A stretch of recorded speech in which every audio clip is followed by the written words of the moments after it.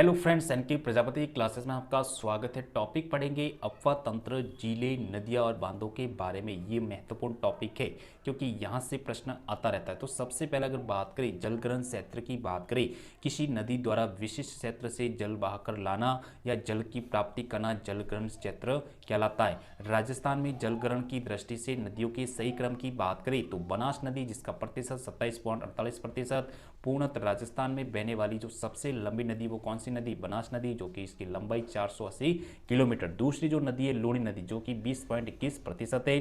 तीसरी चंबल नदी की बात करें 17.18%, राजस्थान की सबसे लंबी नदी है जिसकी लंबाई 965 किलोमीटर। और चौथा है माही, जो 9.40%, इसका क्या है? जलग्रहण क्षेत्र है। उसके बाद में सतही जल की दृष्टि से राजस्थान में नदियों के सही क्रम की बात करें तो भारत के कुल जल भंडार का राजस्थान में जल जो है 0.99%, मात्र 1% है। सतही जल देश का 1.16% तथा भूमिगत जल की बात करें 1.70% है।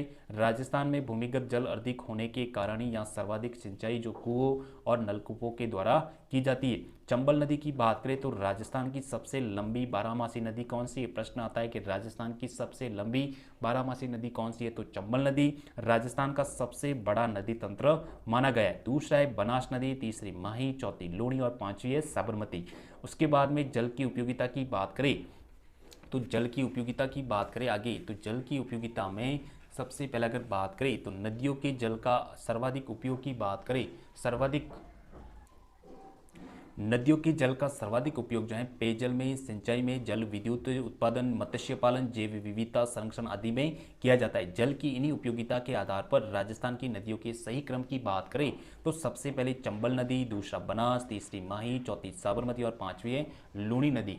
उसके बाद में जल की उपलब्धता की दृष्टि से बात करें तो राजस्थान में जो नदियों का क्रम है सबसे पहले चंबल नदी, दूसरी बनास, तीसरी माही, चौथी लूणी, पांचवी है साबरमती। राजस्थान में 3 प्रकार का अपवाह तंत्र पाया जाता है। कितने प्रकार का? 3 प्रकार का अपवाह तंत्र पाया जाता है, जिसमें कि सबसे पहले आंतरिक प्रवाह तंत्र जिसका प्रतिशत 60% है, दूसरा बंगाल की खाड़ी 23%, तीसरा अरब सागरीय जो है 17%। सबसे पहले हम बात करेंगे आंतरिक प्रवाह तंत्र। सबसे पहला कौन सा है? आंतरिक प्रवाह तंत्र, जिसका प्रतिशत कितना है? 60%। अब बात करें तो वे नदियां जिनका उद्गम स्थल तो निश्चित होता है, मतलब इसका उद्गम स्थल तो क्या होता है? निश्चित होता है, परंतु समाप्ति स्थल निश्चित नहीं होता है, आंतरिक प्रवाह की नदियां कहलाती हैं। आंतरिक प्रवाह तंत्र भारत में केवल राजस्थान में ही पाया जाता है। आंतरिक प्रवाह तंत्र की बात करें तो पूरे भारत में केवल राजस्थान में ही पाया जाता है। राजस्थान में सबसे बड़ा अपवाह तंत्र कौन सा है? आंतरिक अपवाह तंत्र। आंतरिक अपवाह तंत्र की नदियां मुख्यतः वर्षा पर निर्भर करती है। ये जो नदियां जो होती है वर्षा पर निर्भर करती है। आगे बात करें आंतरिक अपवाह तंत्र से राजस्थान की प्रमुख नदियों की बात करें तो जो सबसे पहले जो नदी है वो गग्गर नदी। कौन सी नदी? गग्गर नदी। इसी को कहते हैं शिवालिक नदी, शिवालिक नदी। और इसी को कहते हैं इंडो ब्रह्म नदी। कौन सी नदी? इंडो ब्रह्म नदी। अन्य नाम की बात करें तो इसको ध्वजदती नदी, प्राचीन सरस्वती नदी और इसी को कहते हैं मृत नदी। सबसे पहले इसका उद्गम शिवालिक की पहाड़ियाँ काल का हिमाचल प्रदेश से गग्गर नदी का क्या होता है? उद्गम होता है। मतलब शिवालिक की पहाड़ियाँ काल का हिमाचल प्रदेश से इस नदी का उद्गम होता है। टिब्बी हनुमानगढ़ से ये नदी राजस्थान में क्या करती है? प्रवेश करती है। तो ये प्रवेश टिब्बी हनुमानगढ़ से ये नदी प्रवेश करती है। अपवाह क्षेत्र की बात करें तो राजस्थान में हनुमानगढ़ और श्री गंगानगर में ये बहती है। वर्तमान में नदी के तल को स्थानीय भाषा में क्या कहा जाता है? नाली कहा जाता है। स्थानीय भाषा में इसको क्या कहा जाता है? नदी के तल को नाली। गग्गर नदी में बाढ़ आने पर इसका पानी जो है फोर्ट अब्बास पाकिस्तान तक जाता है। इसके प्रवाह क्षेत्र को क्या कहते हैं? हकरा कहते हैं। प्रवाह क्षेत्र को क्या कहा जाता है? हकरा। अब हम बात करेंगे गग्गर नदी की प्रमुख विशेषताओं की बात करें तो गग्गर नदी जो है राजस्थान की आंतरिक प्रवाह की सबसे लंबी नदी मानी गई है। गग्गर नदी द्वारा निर्मित मैदान को श्री गंगानगर हनुमानगढ़ में पाट कहा जाता है। क्या कहा जाता है? पाट कहा जाता है। जैसे कि अगर गग्गर नदी की बात करें, जैसे कि ये हमारी गग्गर नदी है। कौन सी नदी है? गग्गर नदी, जो कि शिवालिक की पहाड़ियां हिमाचल प्रदेश से इसका क्या है? उद्गम स्थल है। और ये नदी यहाँ से आएगी, ठीक है ना। तो तलवाड़ा गांव टिब्बी हनुमानगढ़ राजस्थान में ये प्रवेश करती है। गांव कौन सा है? तलवाड़ा गांव, टिब्बी हनुमानगढ़ राजस्थान में ये प्रवेश करती है। आगे बात करेंगे इसी नदी पर एक दुर्ग बना हुआ है, भटनेर का दुर्ग। कौन सा दुर्ग? भटनेर का दुर्ग। आगे हम बात करेंगे तो यहाँ पर एक सभ्यता है कालीबंगा सभ्यता। कौन सी है? कालीबंगा सभ्यता।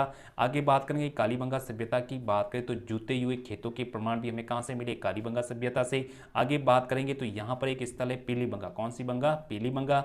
आगे वापस आगे आएंगे तो यहाँ पर ये जो ये क्षेत्र इसको नाली क्षेत्र कहते हैं। जो ये बहता है ना इसको नाली क्षेत्र कहा जाता है। और इसके प्रवाह क्षेत्र देखो हकरा नदी भी कहते हैं इसको। जो यहाँ से जो इसका प्रवाह क्षेत्र है फोर्ट अब्बास तक इसका क्या जाता है? पानी जाता है, ठीक है ना। जब बाढ़ आती है तो जल स्तर बढ़ने पर, ठीक है ना जी। अनूपगढ़, श्री गंगानगर और सूरतगढ़ भी यहाँ पर बसे हुए। तो ये पाकिस्तान में इसको हकरा भी कहा जाता है। ये भी क्वेश्चन है कि पाकिस्तान में इसको क्या कहा जाता है, तो हकरा नदी कहा जाता है। ये हमारी नदी थी गग्गड़ नदी। दूसरी जो नदी है कांतली नदी की बात करें तो कांतली नदी की बात करें तो कांतली जो है शेखावाटी प्रदेश, सुरू, झुंझुनू, सीकर की मुख्य नदी मानी जाती है।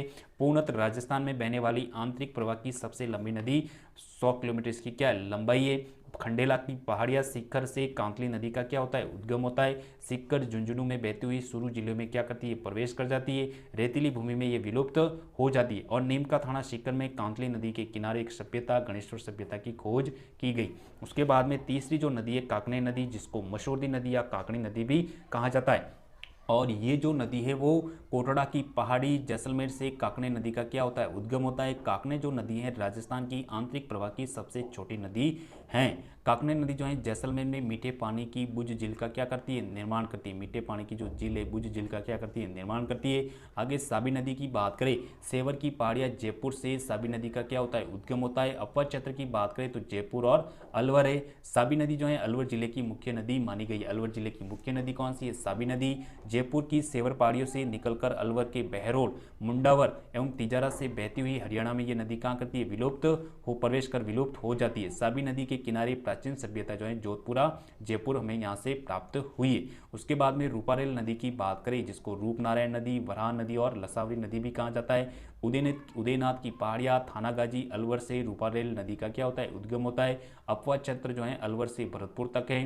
रूपारेल नदी पर भरतपुर में मोती झील बांध निर्मित है, जो भरतपुर की जीवन रेखा भी कहा जाता है। रूपारेल नदी के किनारे भरतपुर में नौह सभ्यता, कौन सी सभ्यता, नौह सभ्यता, लोह युगीन के अवशेष हमें यहाँ से प्राप्त हुए। आगे जो नदी है रूपनगढ़ नदी की बात करें तो सलेमाबाद, अजमेर से निकलकर जयपुर जिले में सांबर जिले में ये गिर जाती हैं। रूपनगढ़ नदी के किनारे सलेमाबाद, अजमेर में निम्बाक संप्रदाय की एक प्रमुख पीठ भी स्थित है। उसके बाद में मेंथा नदी की बात करें तो मेंथा को मैदा, मेढा, मथाई नदी या मेंथा नदी के अन्य नाम भी इसी के। मनोहरपुरा की पहाड़ियाँ जयपुर से मेंथा नदी का क्या होता है, उद्गम होता है। अपवा क्षेत्र की बात करें, जयपुर बहते हुए उत्तर की ओर ये सांबर जिले में गिर जाती है। मेढा नदी, रूपनगढ़ नदी, तुरंतमती नदी, खारी नदी, खंडेला नदी सांबर जिले में गिर जाती। तो ये हमारा टॉपिक था अपवा तंत्र के बारे में, आंतरिक अपवा तंत्र की प्रमुख नदियों के बारे में। अगर आपको वीडियो अच्छा लगा हो तो चैनल को सब्सक्राइब करें, लाइक करें, कमेंट